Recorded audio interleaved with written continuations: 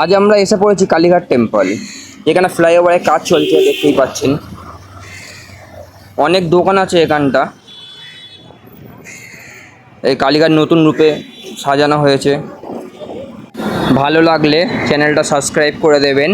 আপনারা দেখতেই পাচ্ছেন রাত্রির ভিউটা অপূর্ব লাগছে। সারা জায়গায় লাইট জ্বলছে। সোনার পাত দিয়ে মন্দিরের চূড়ার মধ্যে সোনার পাত লাগানো হয়েছে। এত সুন্দর লাগছে এই জায়গাগুলো যে বাইরে থেকে দেখেই মন জুড়ে যাচ্ছে। আর ভেতরে গেলে তো মাকে দর্শন করলে আর এখান থেকে বাড়ি ফিরতে ইচ্ছা করবে না আপনাদের। সব জায়গায় সোনার পাতের কাজ করা হয়েছে। ঘন্টাটা দেখুন কি সুন্দর, অপূর্ব দেখতে। সারাক্ষণ ঘন্টা বাজছে এখানটা, মন জুড়ে যাওয়ার মতন।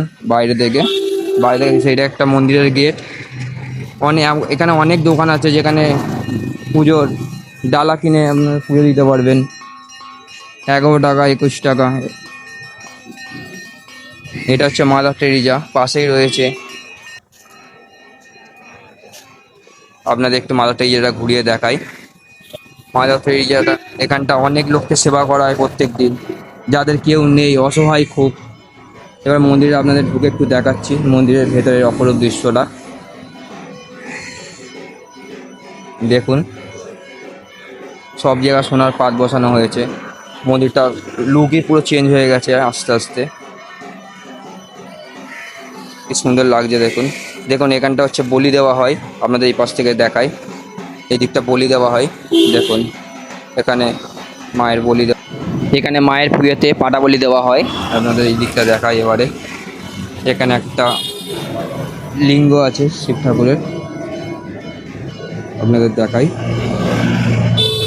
দেখুন ভালো লাগলে লাইক কমেন্ট শেয়ার করতে ভুলবেন না যেন। অনেক ভিড় হয়। আমরা সন্ধ্যে এখন 7টা বাজে, আমরা এসছি পুরো ফাঁকাই আছে মোটামুটি এখন। নাহলে এখানটা পুরো লাইন থাকে, যেখান দিয়ে 2 ঘন্টা 3 ঘন্টা কখনো 5-6 ঘন্টাও লেগে যায় লাইনে ঢোকার জন্যে। আর মন্দিরে ঢুকে দেখায় আপনাদের। আমি জানি না দেখাতে পারবো কিনা আমাদের ঠাকুরটা, মাকে দেখাতে পারবো কি না, তাও আপনাদের চেষ্টা করছি দেখানোর জন্যে। দেখুন আপনাদের জন্য তো একটু রিস্ক নিতেই হবে বলুন।